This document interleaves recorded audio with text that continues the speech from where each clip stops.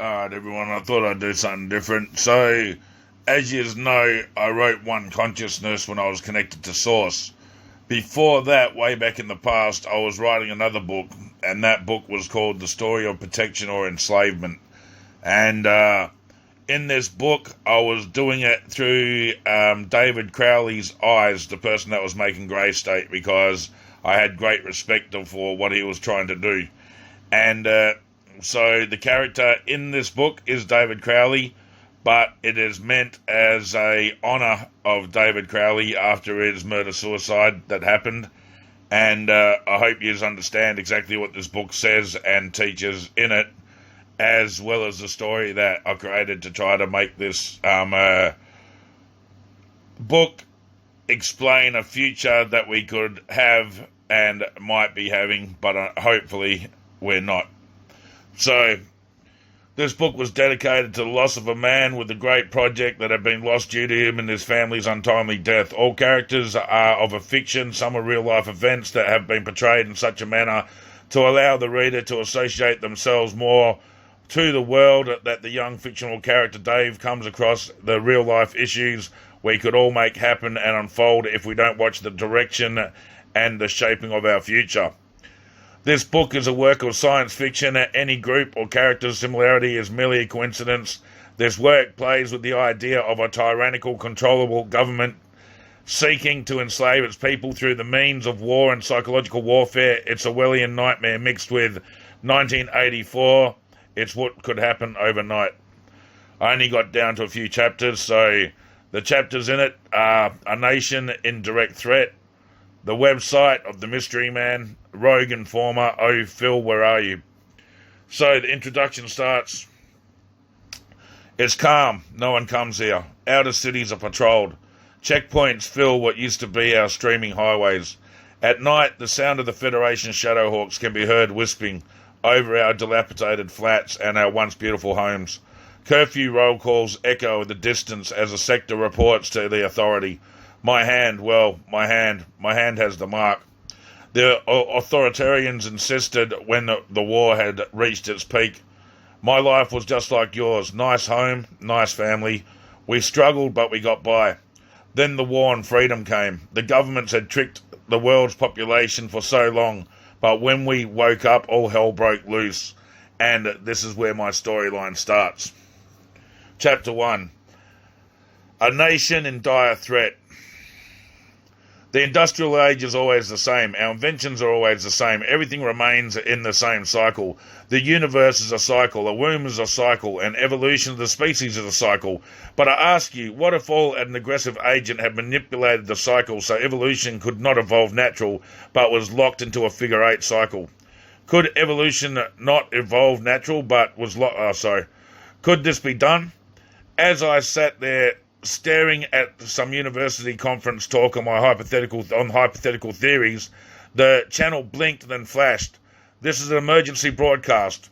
Test. Please remain 30 seconds. The screen then flashed, and the noise was ear-piercing as a high screech like nails scraping down the blackboard. Then I stopped. The program resumed. I yawned and looked at the time. 3 a.m. Damn, I have to get up soon and prepare. See, I was a low-budget film student. My ideal place I wanted in society was to be a film producer.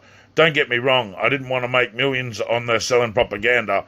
I wanted to make a message, something that would change the world, something that would benefit all of us, but I was lost. I walked to my room and laid down, facing my window. Time for sleep, I repeated over and over in my overactive head. Thoughts keep running to me.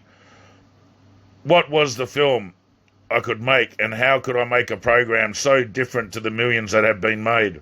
My mind drifted, and I remember my eyes closing in the heaviness of the deep slumber. I would have never thought the idea had the next day could have been such a dangerous endeavour for me and my family. Oh, sorry. My name. I never said my name. I'm David. I have a loving daughter and a loving wife. They are away at their grandparents. My daughter Abby is a bright student, and my wife Sandra, well, she's everything a man asks for, supporting, loving, and has a natural way of making people like her they would do anything for her, but she would never ask. So back to the story. I woke up at around 7:15, gazed up at the digital numbers, then raised slowly from my bed. I walked into the closet and prepared the attire I would wear for the day. Walking out of the bathroom, I turned the TV on. ZOX, which is Fox backwards XOF. Ox News reports. The Ox News reports have been plastered all over the screen. Alert in big letters repeating across the screen. I watched with amazement as a large airliner smashed into our financial district landmark. Was this a dream? How can this happen? How did this happen? Just hold up. I'm just moving down to the next part.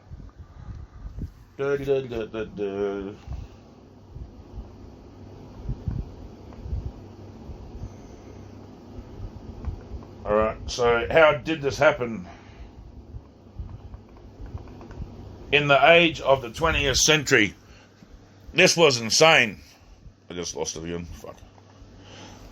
In the age of the 20th century, this was insane. As I watched in disbelief, I watched another airliner collide into the commercial district. What the hell is going on? I rushed and sat, pushing up the volume higher and listening to the report.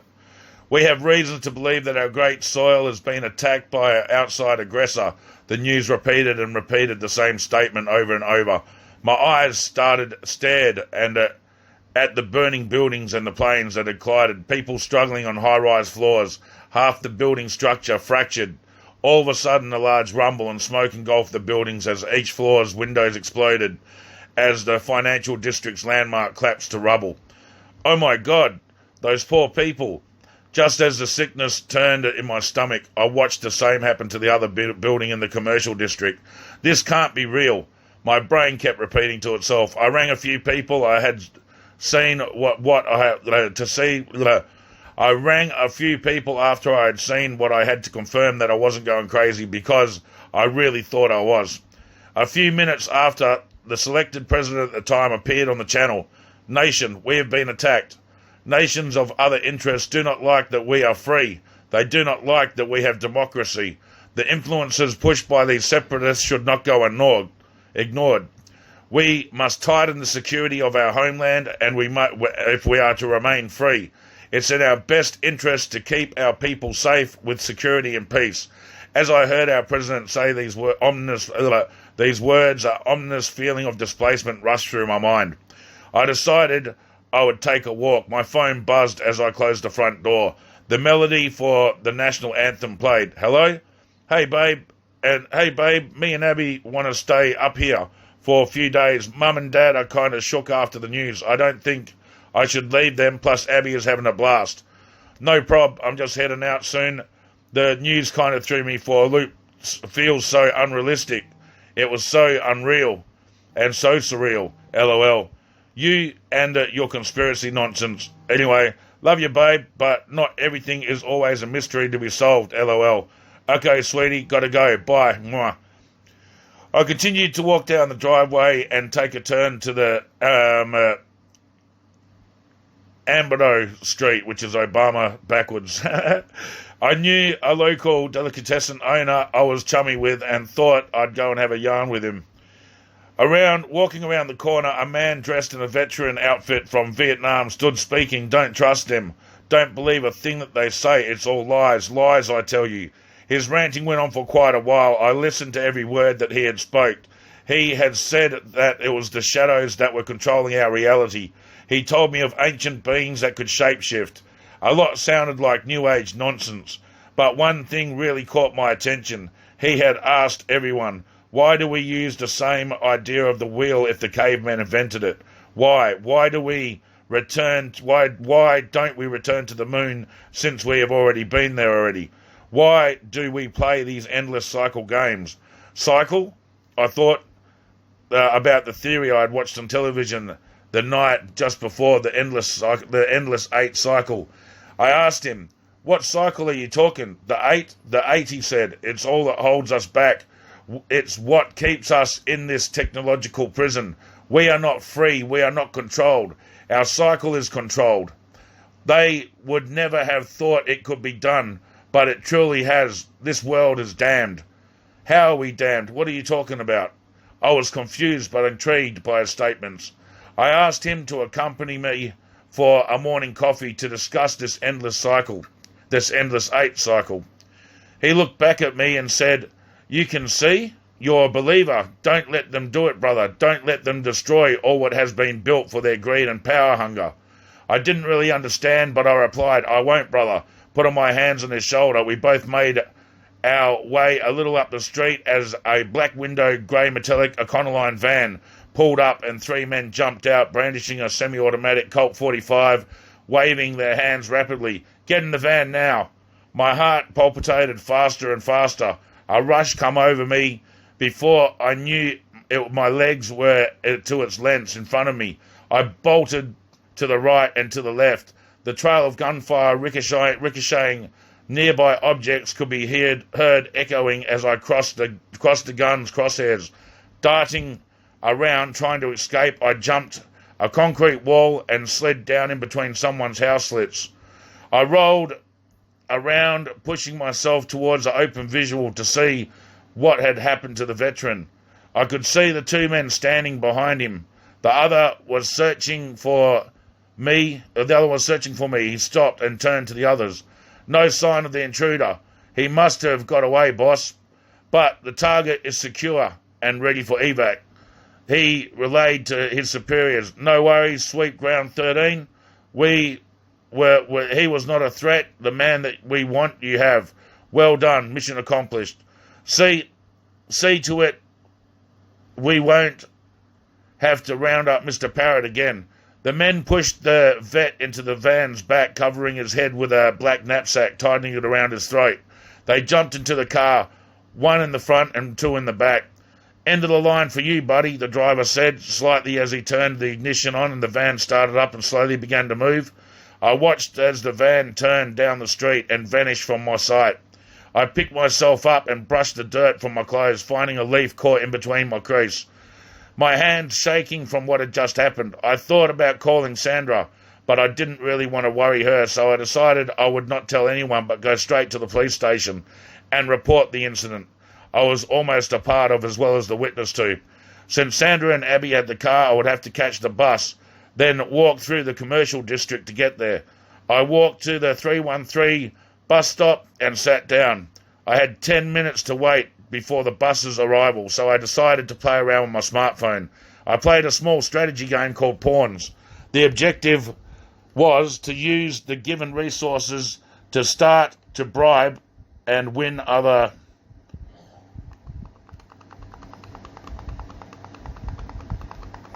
competitors in higher influence in the game.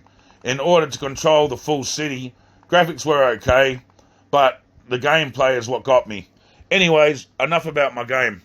I played and waited. Then I watched the black matte painted, looked like some armoured cars come flying past me in a convoy. Must have been 8 or 9 in a row. Each vehicle had 5 men dressed in black. Balaclavas, black from head to toe, wearing what looked to be military-grade armour. Just as they passed, my bus pulled in and opened its doors. I heard the hydraulics creak as it opened. I walked onto the bus. Oh, sorry. Let me just fix that up. The balaclava was black from head to toe, wearing what looked to be military-grade armour. Just as they passed by my bus, pulled in and opened the doors, the hydraulics creaked as it opened, and I walked onto the bus driver. Sat there on the dash. I could see the RIP CFD. I knew this meant rest in peace for all those in the financial district. I felt sorry for those people once again. I paid using my plastic all-day bus card and went and sat at the back. My hands still slightly shaking from my past experience. I remembered some meditation techniques that Sandra had showed me, so I tried to relax and slow myself down and gain ground again. After a few minutes of controlled breathing, I felt more calm. My hands slowly stopped shaking. I listened as the bus made its stops along the way. We turned into the main street into the district. You could see the disaster that has been reported on the news. Military stood around holding AR assault rifles. The wreckage looked like nothing. The amount of the debris surrounding The area was remarkable, a small amount of from such a small large structure and a plain wreckage to fit. This is really strange. I waited. My bus come to the stop. I wasn't far from where I could see the disaster from before. I decided I would investigate. Stepping out of the bus, sirens screamed all around me. Ambulances, fire engines trailing past. My hearing as they passed and went towards the wreckage. Slowly making a pace, I walked towards the area. As I got close, I scanned around with my eyes, searching for the plane. All that remained was a dust of small fragments of the infrastructure the size of a melon. This was insane. I walked even closer. I could see police line crossing right around the area. I heard a fire team asking an officer ask a police officer to my side as I passed by. What did they find at Ground Nought? Ground Nought? Never heard of it called that before. Turned my head back around and an arm grabbed me, thrusting me and forcing me back. Move back, citizen, now. I tried moving to the side, but before I could remember seeing the fist come up directly to my face. Disorientating and seeing stars staggering, a group of militarized police pushed forwards. As I looked around, a small group of protesters chanting about "Stop the Satanists," holding signs depicting some of the country's state and governmental influences. I think the sign said I was the Walking Dead for a period of seconds. I think that's what the sign said. I was the Walking Dead for a period of seconds. A gunshot went off, and I remember seeing the brains of a nearby protester hit the cold pavement in front of me. Everything came to a halt. The militarized group stopped, and the protesters looked with sadness across their faces. All of a sudden, one yells, "For the fallen," and runs off about a yard and a half away. A nearby parked van explodes. Holy hell, this day was... holy hell, this day was... I turned my... holy hell, this day was... What the fuck? Holy hell, this day was crazy, I guess. Holy hell, this day was crazy. I turned my head back around and an arm grabbed me, thrusting and forcing me back. Move back now, citizen. I tried, but moving to the side, I remember... Hey, that's just the same fucking shit. Sorry, people. That's just a fuck up in my writing when I copied and pasted shit, I guess. Van exploded. Holy hell. Oh, here we go. Holy hell, this day was becoming more insane by the hour. I managed to duck through the crowd, somehow avoiding the arms, the batons, thankfully live fire. This was unusual. I knew about the past conspiracy theories I'd watched on Tubeloob, but I'd never believed a lot of them. I was beginning to question just how our society is.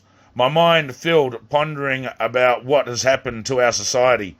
I decided I would make a film that would show everything I could show that was wrong with society and how everything would turn out if we didn't change our path of our direction that we were pushing for. I didn't know much about laws. I didn't know much about government working. I wanted to know why and who would let a law enforcement officer murder someone in cold blood, and I was determined to find out. If this man they called Mr. Parrott had been taken, I must be able to find out who he was and where he's been locked up. I looked back and the police had all the protesters lined up in an execution line. One by one, the officer lifted his firearm and placed a nozzle at the back of the head of each of the women and men. My eyes bled inside. This isn't reality. The gun echoes, cracking through the air as each protester's body collapses to the floor in a pool of blood. Skull fragments removed. What the fuck? They killed them. What the fuck? I ran as fast as I could to get away, crossing the street after street. Should I really go to the police station, or is that a threat to my life? I couldn't understand what had happened.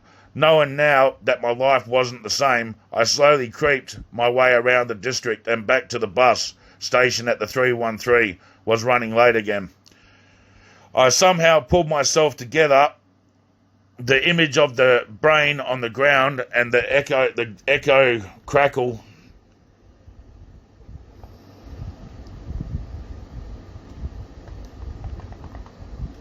of the pistol's discharge. I felt these visions would haunt me forever. My bus pulled in. I once again made my way towards the back of the group. A young Middle Eastern man sat quietly talking to themselves. I noticed one had a beard. I kind of took more notice of him because of the ring he was wearing. He also looked like jet-lagged quite a bit. I just sat down about 5 rows at the back, leaned back and put my hands on my head, elbows up, and tried to make out what has happened in my day in my mind. I thought until I drifted asleep. The squeal of the bus slowing had woken me up that this was my stop. I climbed out once again and made my way towards my house. Walking up my driveway, I noticed a small sticker had been placed on my letterbox. It was a small red dot. I thought the local kids were up to no good again, so I just peeled it away and went inside. I threw my jacket over my near armchair and went and sat on the sofa. I turned on the news again. The news, sadly, I turned on the news once again. The news said they had a new breakthrough in the CCD tragedy. A man, Osman bin Laden, which is not the other cunt, had made a video that the media says they found on the Arab networks. The man's face flashed over and over. I felt like I knew him. I knew the face. I know I've seen it before. Hold up. I thought I thought that is the man with the ring on the bus. The news went on reporting the group Al-Terra has claimed responsibility for the deadly terror attack and gathered homeland states the terror attack and gathered homeland states. The man appeared and spoke. His language was foreign with subtitles. Were flash fast, but the man said, "We of the eastern state have shown you the West the power of our reach can be. We have started a war to stop the Western devils, a war that will stop, but not stop, a war on everyone that does not believe in the true God." The transmission recorded ending. Sorry about my reading, people. I'm going blind in one eye.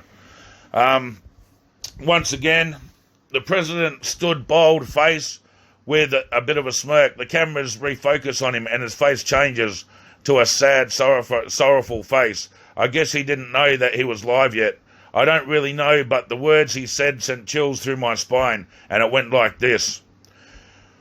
We, the superior state, the leader of the free world, have discovered this terrorist links and ties to Afghanistan, to the Middle East, and to the old Babylon. These crazy fanatics are against us and against our liberty. For the reason we have a chance at a new beginning, a new era, a new world command. Just like our forefathers wished, we would have a great chance at the new world command, and if we are successful, which we will be, the law will be a law of control and not one of the law of the jungle. I remember feeling like it was like a Star Wars movie and the evil empire had just threatened us. I couldn't understand yet what it was all about, this new world command. This was definitely another question I would have to answer in my film. I walked over to my laptop. It was a i5, so it wasn't slow, but it wasn't the fastest. I typed into my search engine Frugal, Vietnam veterans in a state with Mr. Parrot at the end. Wow, 3,000 results. I opened up each website and checked nothing. I checked more, nothing. I got around to having 33 left and decided I'd have a break and opened the fridge and pulled out a nice fresh one and cracked it. The taste was heavenly after the day I had. Who wouldn't have needed a nice cold beer to wipe away the worries? Well, I only wish it did. I returned to the computer and I opened up the 30-second website left. I read the heading, Crazed Vietnam Man Paints Bank Doors with Blood, screaming, "This is what you want, isn't it, you crazy satanic dogs?" The article went on to read that William Parrott had shown up 9 minutes past 11 just before the CCD tragedy, accompanied by 2 individuals that remain anonymous. Parrott had sprayed paint up on the door outside the bank's monuments, then splattered red paint using the paint cans and a brush all over the open entrance with the words, "We don't need your sect of Seth." He was then accompanied away by federal agents. This report can't be right. I was talking to him about 20 minutes after the attack. I read on. Mr. Parrott is believed to be a suspect in a brutal murder of 300 Vietnamese and remains in custody waiting for trial. Okay, this was getting interesting. A man that was just attacked, supposedly taken into custody by federal agents, was on the street corner around from my local deli. This was blowing my mind. I read at the bottom of the page, the man is being held by the Homeland Department for Home Security named EFMA. EFMA, Emergency Federal Management Agency, Long Island HQ. I looked at the contact number and dialed it. Hello, you have reached the Department of Home Security. How can we direct your call? I replied, hi, my name's David Crowley. I'm chasing a man. He vanished from me before, and I was abducted by 3 men in a black clothing and balaclava. I see, sir. Can I have this man's name, please? I replied, Mr. Parrott, Mr. William Parrott. Okay, please hold. I'll find out what we can find out for you. I waited 28 minutes listening to the music from Disney's Sorcerer's Apprentice play on the hold message. The voice returned. Hi, sorry for taking so long, Mr. Crowley, but we have no listing for that name. I quickly replied, but I had just read the article saying he was being held there until his trial. The voice replied, okay, I'll check with our superior. Nothing has shown up on our database. I'll be back in a minute. The phone went back to the on-hold message. 2 minutes later, a deep-voiced man answered, hello, Mr. Crowley. I understand you are chasing an individual by the name of William Parrott. I'm sorry to inform you, but the article you read, it must have been a forgery or a prank, as the department has no listing of a Mr. Parrott or any crimes that you have said had committed.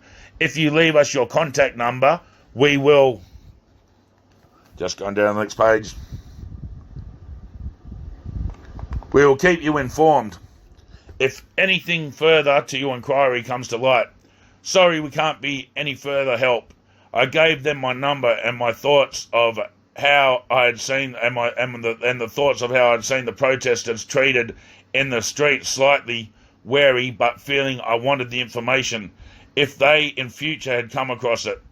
I put down the phone and blankly stared at the computer monitor and the website. I was just told that was fake. My mind was twisting, headaches pushed into my skull. The stress level was going crazy.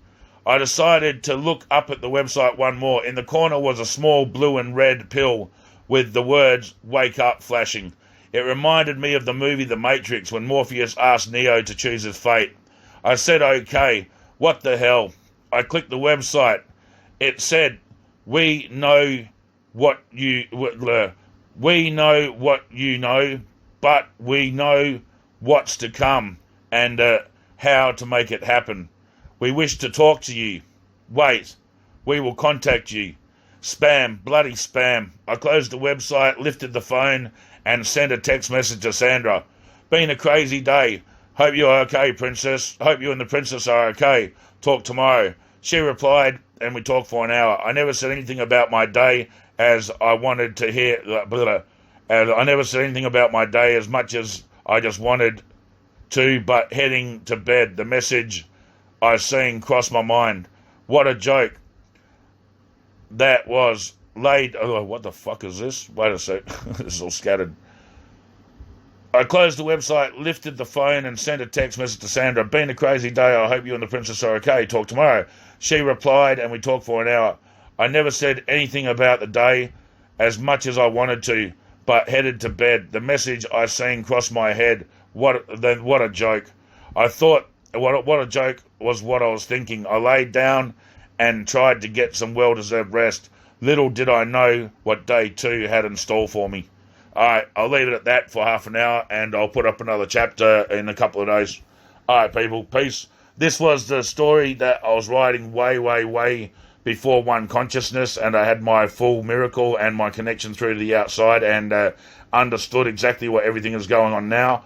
This was the messages that were getting pushed through me back then to still try to push into this world, to give people an understanding of how easy shit can happen and what can happen if things are done the wrong way and if they're done the right way. So I hope you enjoyed it, and I'll get back to you with chapter 2, which will be the mystery, the website Mystery Man, and I'll probably put that up tomorrow for you. Alright, people, peace. Alright, everyone, I thought I'd do something different. So, as you